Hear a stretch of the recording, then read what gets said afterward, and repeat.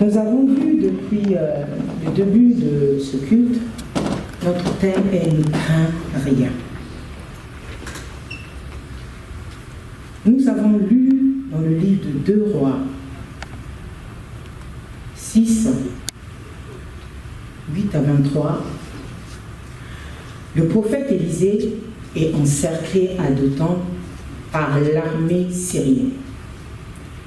Il prie pour que les yeux de son serviteur s'ouvrent afin de voir les chars du feu divin. Dieu aveugle les ennemis. Élisée les conduit à Samarie pour leur offrir un grand repas avant de les libérer, instaurant aussi la paix. Dans cette histoire, nous avons 2 leçons à retenir. La première leçon, c'est la leçon de la protection divine. La deuxième leçon, c'est victoire par l'amour et la paix. Ici, nous voyons que Dieu voit tout. Il connaît les plans secrets de l'ennemi et avertit son peuple par son prophète. Oui. Ici, il y a un service de renseignement. Vous savez, quand il y a des guerres, il y a toujours des services de renseignement. Quand on est dans une guerre, il y a des fois, l'armée envoie des mercenaires, il envoie des espions à travers des radars pour pouvoir savoir comment attaquer son adversaire. Il les envoie par surprise. Il y a beaucoup de méthodes. Mais Dieu, qui regarde en bas et lit les pensées de l'homme, transmettait à son prophète les idées que le roi de Syrie avait dans sa chambre à coucher, avant même que ses plans ne fussent soumis à ses généraux. Vous voyez cela, ces services de renseignement délivrés d'Israël. Et le service de renseignement ici, c'est Dieu. À plusieurs occasions, ils ont mis en place des plans pour pouvoir détruire le peuple d'Israël, mais toujours Élisée avait cette source de consolation pour pouvoir être révélé. Vous imaginez jusqu'à la chambre à coucher. C'est un don qu'avait Élisée de voir le plan. Dieu aujourd'hui veut nous faire savoir que Satan ne peut pas attaquer le chrétien par surprise, sans que Dieu n'ait d'abord eu connaissance de cela et qu'il leur ait fourni une défense suffisante pour faire face à l'attaque. Aucune tentation ne vous est survenue qui n'ait été humaine. Et Dieu qui est fidèle ne permettra pas que vous soyez tentés au-delà de vos forces. Mais avec la tentation, il préparera aussi les moyens d'en sortir afin que vous puissiez la supporter. Oui, ici on va dire la tentation, ce n'est pas seulement l'hypocrisie ou l'adultère, non. Ici la tentation, c'est de rendre le mal par le mal. Parce que Élisée pouvait être prêt pour dire « Seigneur, tu l'es ». Donc, il n'est pas rentré dans cette tentation de haïr cette armée. Nous allons repartir sur la première lecture que nous avons lue de Luc 22, 39 à 46. Ici, Jésus invite ses disciples à prier pour ne pas céder à la tentation. Face à l'épreuve imminente, dans sa propre agonie qui veut dire peur, s'en remet entièrement à la volonté de Dieu. Il dit que ce soit ta volonté et non la mienne, en recevant la force d'un ange. Ici, nous voyons l'importance de la prière. Jésus avertit par 2 fois de rester éveillé pour ne pas entrer en tentation. Il ne pouvait pas entrer dans la tentation de céder à cette volonté de Dieu. La prière est notre bouclier dans la détresse. Et c'est ce que le Seigneur Jésus a compris. Il a vu qu'il était en détresse. Il a dit comment je vais supporter cette coupe. Mais nous voyons encore plus que l'ange vient le fortifier. Face à la souffrance et l'angoisse, Jésus exprima sa détresse profonde, montrant qu'il partage notre condition humaine. Nous voyons dans Luc 22 chapitre 3, 42, il dit, Père, si vous voulez m'éloigner de cette coupe, toutefois que ma volonté ne fasse pas, mais la tienne. Quand on est enfant de Dieu, nous devons toujours demander la volonté de Dieu. Avant de agir, il y a des fois quand on est dans la détresse, ça peut nous pousser à faire n'importe quoi. Ça peut nous pousser à faire des actions qui nous déstabilisent. Pourquoi? Je vous donne un exemple. Dans Marielle, je suis dans l'avenue, on a un arrêt de bus qui est là, et à côté de l'arrêt de bus, il y a une parcelle. Et dans cette parcelle, c'est écrit « chat méchant ». Je vous l'assure, ça fait des années que je suis dans cette ville, dans cette... Quand vous marquez simplement un pied, n'importe qui, ce chien aboie d'une façon que il peut même sauter les murs. Et si tu n'es pas attentif, si tu as la peur, qu'est-ce que ça va te faire? Ça va te pousser de te décaler. Et en te décalant, il y a l'avenue qui est là. Il y a les voitures qui viennent. Et donc, avec cette surprise-là, tu peux décaler et te faire heurter. Et c'est le but de l'adversaire, la peur. Le but de l'adversaire, c'est cela. Mais quand on est enfant de Dieu, quand on a cette intimité avec le nom de Dieu, il nous épargne de cette peur. C'est pour cela, alors, dans Luc 22, 43, un ange lui a parlé du ciel pour le fortifier. La requête de Jésus centrale démontre une soumission totale au plan du Père, même au cœur du pressoir des épreuves. Les disciples, gagnés par le sommeil, nous avons vu, gagnés par le sommeil à cause de leur tristesse, rappellent notre possession, affaiblir sans la vigilance. Quand nous sommes tristes, quand nous sommes accablés, ça nous pousse même à ne pas être vigilants.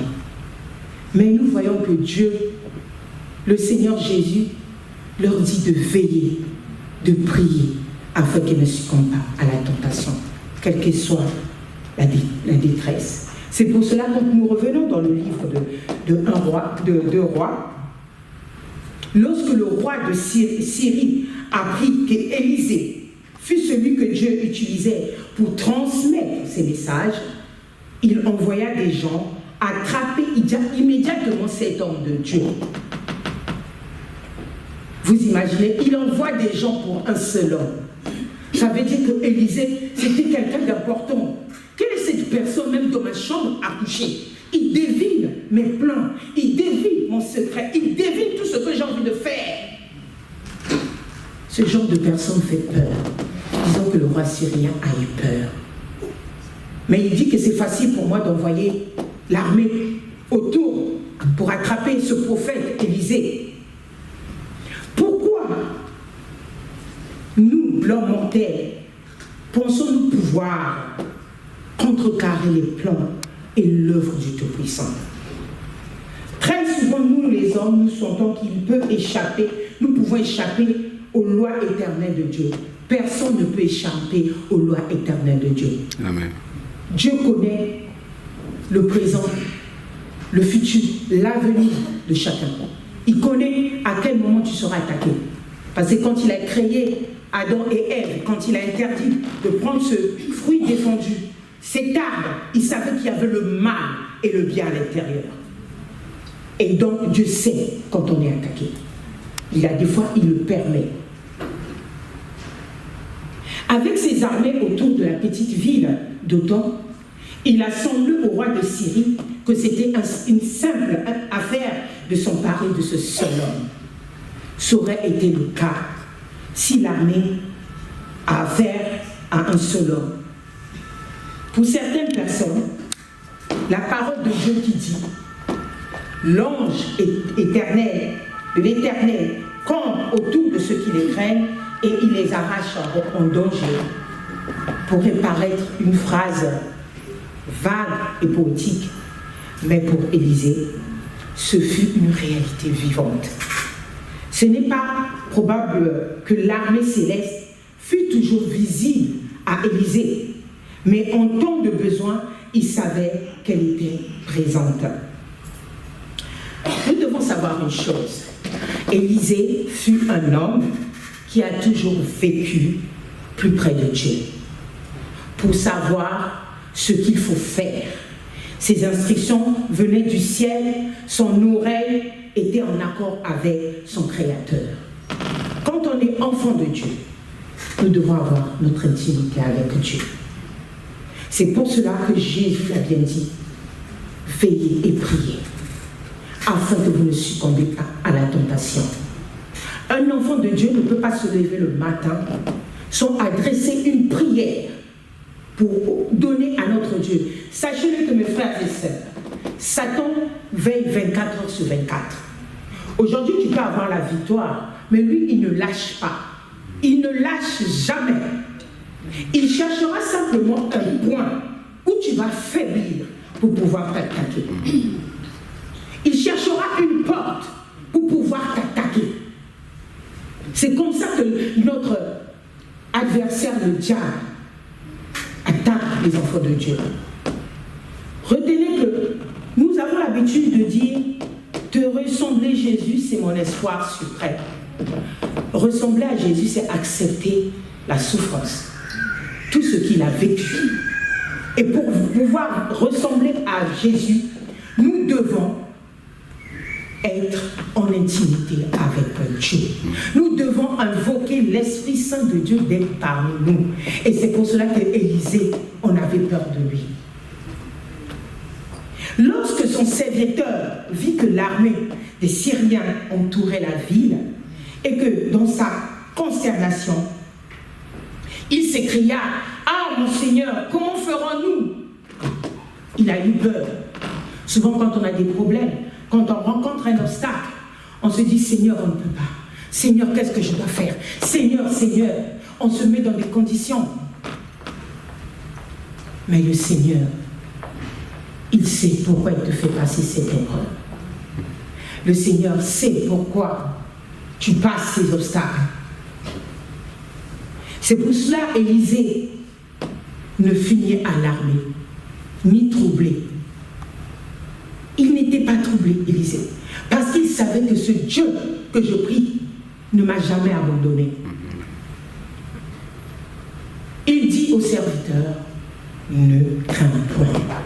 Il dit à son serviteur, ne crains point. Élisée, aujourd'hui, c'est Dieu qui te dit à toi, mon frère et ma sœur, ne crains point.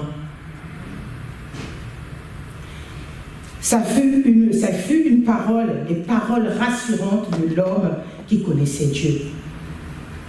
Alors, par une simple requête, que Élisée demanda au Seigneur d'ouvrir les yeux de ce jeune homme. La vision naturelle du serviteur n'était pas affaiblie.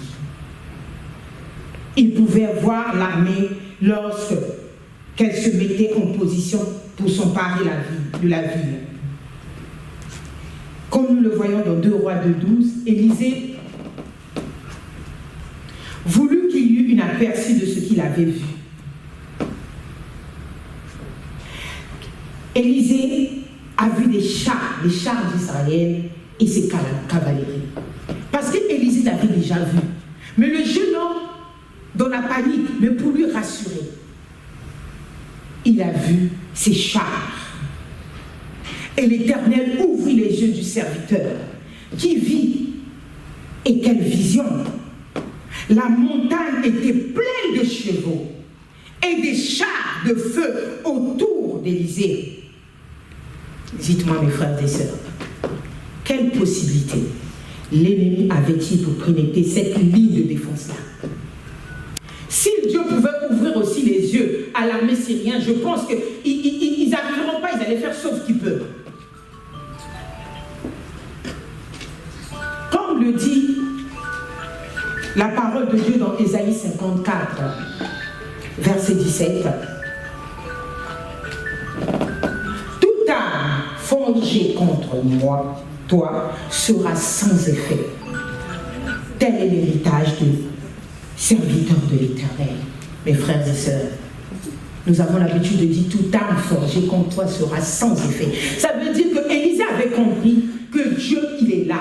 Dieu, il est avec moi. Nous voyons aussi Job, dans Job 1, verset 1 à 10. Satan dit à Dieu, dit de Job, ne l'as-tu pas protégé, lui, sa maison et tout ce qui est à lui? Nous connaissons tous l'histoire de Job. Job avait tout perdu. Mais tellement qu'il avait son intimité avec son Dieu, il a mis sa confiance malgré la souffrance, malgré la douleur. Il n'a pas trahi son Dieu. Mes frères et sœurs, Dieu a pour chacun de ses enfants une armée que ni Satan, ni une force quelconque de l'enfer ne peut vaincre. Amen. Si tu es un enfant de Dieu, tu dois savoir que pour Dieu, en face des situations, il a toujours une armée qui est à côté de toi. Quel que soit ce que tu peux vivre, quel que soit ce que tu veux dans ta vie, et que ça n'arrive pas. Le Seigneur a dit chaque chose à son temps. C'est une épreuve, c'est une tentation. Nous voyons dans le monde d'aujourd'hui, beaucoup se tournent vers l'occultisme, beaucoup se tournent vers les marabouts, beaucoup se tournent vers les voyants pour avoir la solution. Mais Dieu, il est la solution. Amen. Parce qu'il sait à quel moment intervenir. Et c'est ce que Élisée a montré, a prié. Il a dit, Seigneur, montre à ce serviteur qui je suis. Nous qui avons eu cette grâce-là d'être enfants de Dieu, pourquoi craindre? Pourquoi s'inquiéter? Lorsque l'ennemi vint à Élisée, il demanda au Seigneur de les frapper d'aveuglement. Voilà encore un pouvoir. Élisée avait cette intimité avec Dieu. C'est-à-dire en un seul mot. C'est pour cela qu'on dit que la mort et la vie est au pouvoir de la langue. Amen. Vous savez, mes frères et sœurs, même si aujourd'hui vous partez voir un sorcier, un occultiste, il utilise quoi? La parole. Et Dieu aussi utilise la parole.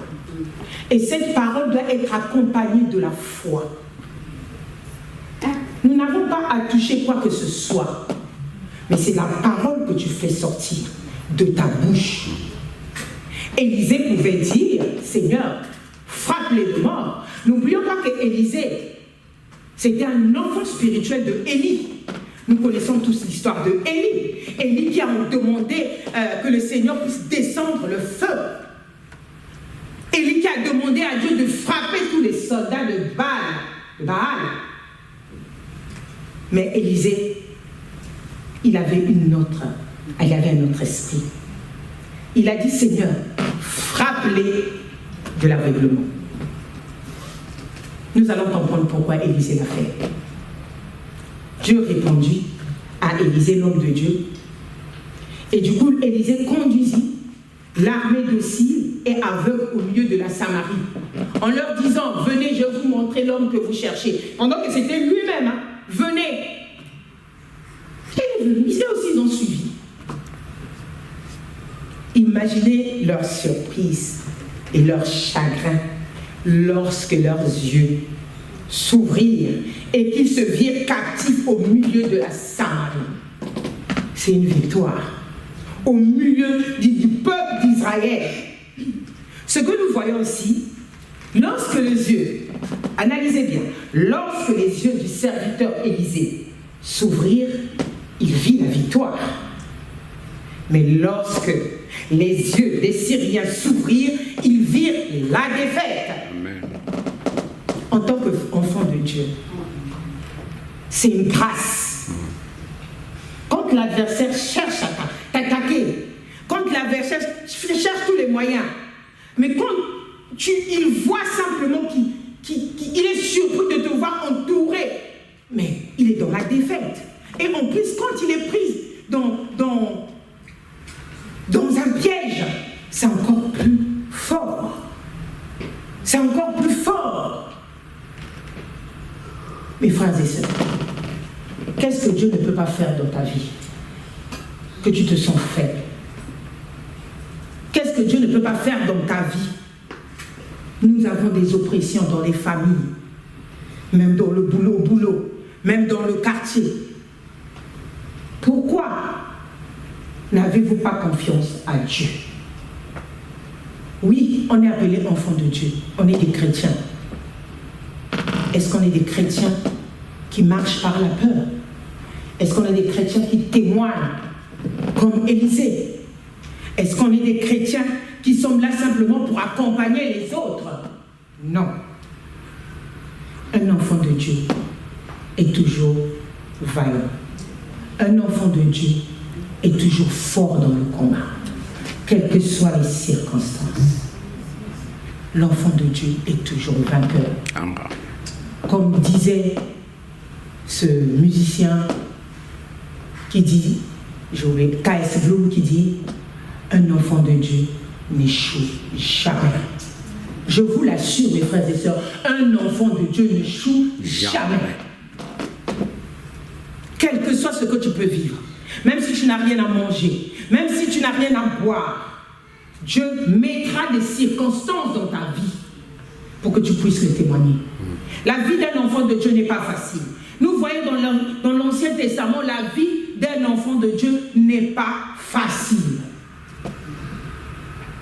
Beaucoup de gens se trompent toujours, disent qu'on accepte Jésus-Christ dans la vie. Ah oui, on sera bien, tout sera rose. Avec Jésus, tout n'est pas rose. Parce que l'adversaire, le diable, ne veut pas aller tout seul à l'enfer.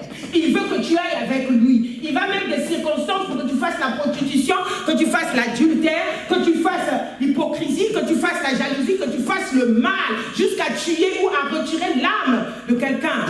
C'est le but du diable. Lui, il n'est pas là pour jouer. Hein. La vie n'est pas rose. Hein. Je vous l'assure, mes frères et sœurs. Élisée l'avait compris. Même s'il transmettait tout au roi.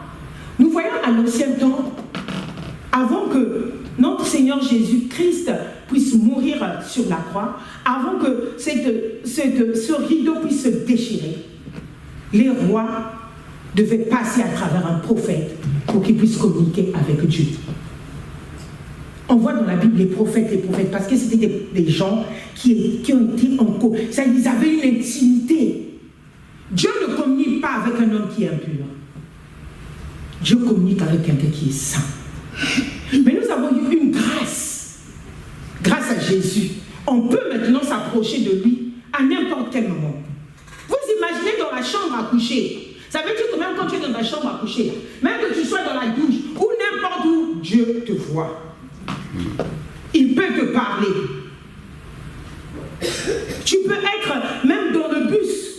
Il y a une situation qui arrive, mais dans le silence. C'est pour cela que j'ai demandé à maman Esther de dire « Je viens en silence ». Dieu parle aussi en silence. Dieu nous aime, hein, mes frères et sœurs. Être enfant de Dieu, c'est une grâce. Amen. Être enfant de Dieu, c'est une bénédiction. C'est pour cela que nous devons nous armer des armes spirituelles de Dieu. Le bouclier de la foi. Nous avons l'habitude de chanter ce son « Arme nos bras, arme nos cœurs, afin que nous soyons plus que vainqueurs ». Pourquoi le Seigneur a parlé du cœur? Parce que tout revient du cœur. Le Seigneur connaît le cœur de l'homme. Quand vous avez peur, quand vous avez la crainte, l'ennemi profite de cela. Nous allons monter sur le deuxième point, la deuxième leçon que j'ai dit, victoire par l'amour et la paix. Ici, nous voyons Élisée ne tue pas l'ennemi captif, mais les traite avec une grâce surprenante. Ça veut dire qu'Élisée avait l'esprit de compassion. Ici, il s'agit de vaincre sans détruire. C'est ce que Jésus vient de nous apprendre dans le Nouveau Testament, dans la Nouvelle Alliance. Dans l'Ancien Testament, c'était œil pour œil, dent pour dent. Nous voyons les commandements de Dieu à travers Moïse. Mais là, Élisée, il vint pour faire du bien. Ils offrirent du pain et de l'eau à ceux qui venaient pour nuire, refléter une générosité qui désarme. Dans la Nouvelle Alliance, le Seigneur nous demande de faire du bien à nos adversaires. Il dit dans 2 Rois, dans le livre de 2 Rois 6, 21 à 23, si ton ennemi a faim, donne-lui à manger. Si ton ennemi a faim, donne-lui à manger. Tu sais que c'est ton ennemi. C'est celui qui est en train de nuire ta vie. C'est celui qui est en train de détruire. Mais le Seigneur te dit, donne-lui à manger. Élisée avait compris cela. Nous voyons aussi encore dans le livre de Romains 12, 20, dans l'épître aux Romains 12, 20, qui nous dit, mais si ton ennemi a faim, donne-lui à boire. Car en agissant ainsi, ce sont des charbons ardents que tu amasseras sur sa tête. Alléluia. Amen. Ne crois pas que si tu donnes à boire à ton ennemi que tu es faible. C'est là que tu es fort. Souvent nos adversaires croient que quand on s'humilie, là il y a l'humiliation. Souvent nos adversaires croient que quand tu t'humilies, qu'on te rabaisse là, c'est là ta faiblesse. Non, c'est là où on est plus fort que vainqueur. Nous voyons aussi dans le livre de Proverbes 25, 21, il nous est dit, si ton ennemi a faim, donne-lui du pain à manger, et s'il a soif, donne-lui de l'eau à boire. Mes frères et sœurs, cette victoire sans violence arrête les incursions des troupes d'ennemis en Israël. Quand les ennemis sont repartis, ils ne sont plus revenus. Parce que c'était fort. Ils avaient peur de leur vie. Il y avait des pères de famille dedans. Ils étaient tous dit, mais qu'est-ce qu'on vient de voir là? Qu'est-ce qu'on vient de voir? Le roi d'Israël ne pouvait ne pas écouter le prophète, ne pouvait ne pas écouter Élisée, parce qu'il est roi. Mais en ce temps-là, le roi devait écouter le prophète parce que c'est Dieu qui parle.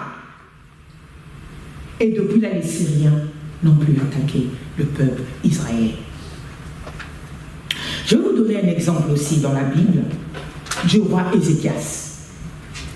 Le roi Ézéchias, comme nous le voyons dans 2 Rois 20, il était gravement malade. Le prophète Ésaïe vient le voir pour lui dire de régler les affaires de sa maison, car il va mourir de sa maladie. Quand un prophète se déplace pour t'annoncer que tu vas mourir, tu vas dire « hé ». Et c'est ce que Ézéchias, qu'est-ce qu'il a fait? Il a prié. Il prie alors Dieu en pleurant. Et Dieu lui accorde une guérison miraculeuse en ajoutant 15 ans à sa vie. Le roi Ézéchias écoutait, appliquait tout ce que Dieu disait à travers le prophète Ésaïe. Mais malheureusement, il y a des fois, ne forçons jamais la volonté de Dieu. Et c'était là le malheur d'Ézéchias. Il a forcé la volonté de Dieu. Dans les 15 ans, il y a eu naissance de son fils Manassé. Et quand il mourut, malheureusement après sa mort, son fils Manassé qui devient roi à l'âge de 12 ans, fit ce qui est mal aux yeux de l'Éternel. Tout ce que son père avait construit à travers les temples, il détruit. Il a utilisé des statues. Vous voyez, il y a des fois, c'est-à-dire que tout ce que le papa a fait, réduit à zéro. S'il avait accepté la volonté de Dieu, sans demander une longue vie, Manassé ne devait pas naître. C'est pour cela que nous devons toujours demander la volonté de Dieu. Quel que soit tu aies peur ou crainte, il faut demander la volonté de Dieu. La peur attire le doute. Ne pas avoir peur, comme dit le puissant 27. L'Éternel est ma lumière et mon salut. De qui aurais-je crainte? L'Éternel est le refuge de ma vie. De qui aurais-je peur? Pour dévorer ma chair, mes adversaires et mes ennemis, ce sont eux qui trébuchent et qui tombent. Si une armée se campait contre moi, mon cœur n'aurait aucune crainte. Si une guerre se levait contre moi, je serais malgré cela plein de confiance. Pour terminer ce moment, le Seigneur nous dit, ne pas céder à la panique quand les difficultés ou les oppositions se multiplient. Cherchez l'intimité avec Dieu par la prière et la méditation. Priez sans cesse. Activez son courage en s'appuyant sur la force promise par le Seigneur. Pour terminer ce moment, là où vous êtes, mes frères et sœurs, à travers ce chant que nous avons chanté, j'ai soif de ta présence, divin chef de ma foi. Dans ma faiblesse immense, que ferais-je sans toi? Mes frères et sœurs, nous avons besoin tous les jours, chaque jour, à chaque heure, de la présence de Dieu en nous. Si tu n'as pas la présence de Dieu, tu peux même détruire la vie des générations de ton futur, de tes enfants. Mais nous devons être dans la présence de Dieu. Nous allons chanter ce chant. Au fond de toi, au fond de vous, au fond de chaque frère et sœur, priez le Seigneur, demandez au Seigneur. Peut-être que j'ai failli quelque part, peut-être que je suis devenu comme ce serviteur, peut-être que je suis à la place de Jésus qui voit cette coupe de douleur à travers ce chant. Priez. J'ai soif de ta présence.